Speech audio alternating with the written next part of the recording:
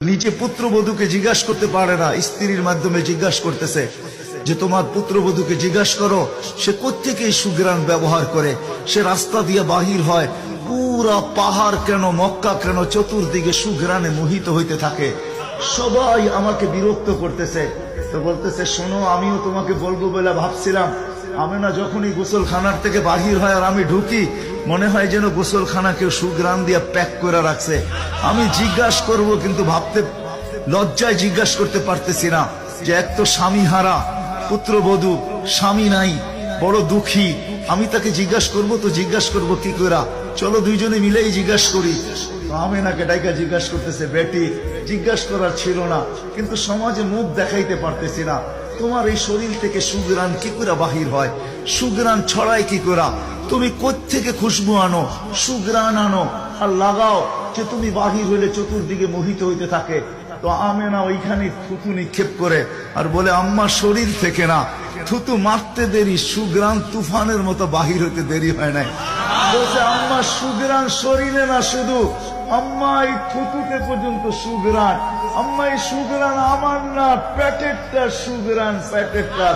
আম্মা বলার ছিলাম না, তোমরা বাধ্য করতেছো। যেদিন পেটে আসছে ওই দিন তো ঘরের দেওয়াল পর্যন্ত আমাকে সালাম দিতেছে, তোমাদের এই ফ্লোরের বাজুর কোণা পর্যন্ত আমাকে সালাম দিতেছে। আম্মা আমি বাহির হইতে দেরি, মেঘ উড়া এসে আমাকে ছায়া করতে দেরি করে না। আমি উত্তপ্ত বালুতে পা দিতে দেরি, মা ঠান্ডা হইতে দেরি করে হয় না। মা আমি উত্তপ্ত পাথরে পা দিতে দেরি, মা ঠান্ডা হইতে দেরি হয় না। আমি বাহিরে বসে থাকি, আকাশের তারাগুলা এসাকে আমার সালাম দেয়। মা যেদিন পেটে আসছে ওই দিন 12 জন রসুল এসে আমাকে সালাম দিছে।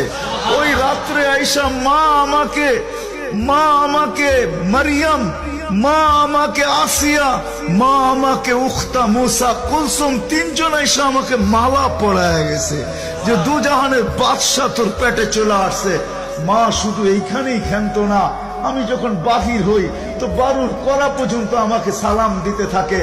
কুয়ার পাশে যখন যাই মা, তো আমাকে আর রশি দিয়া ওই দিনের পর থেকে আজ পর্যন্ত রশি দিয়া পানি উঠাইতে হয় নাই।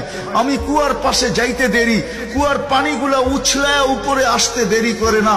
কলকল শব্দ করতে থাকে, পানিগুলা যেন বলতে থাকে আমেনা তুই কেন চলে আসছিস, দুজাহানের বাদশা তোর পেটে, তুই হুকুম দিলেই তো আমরা বাড়িতে যেয়ে ভোড়া দিয়ে আসতাম।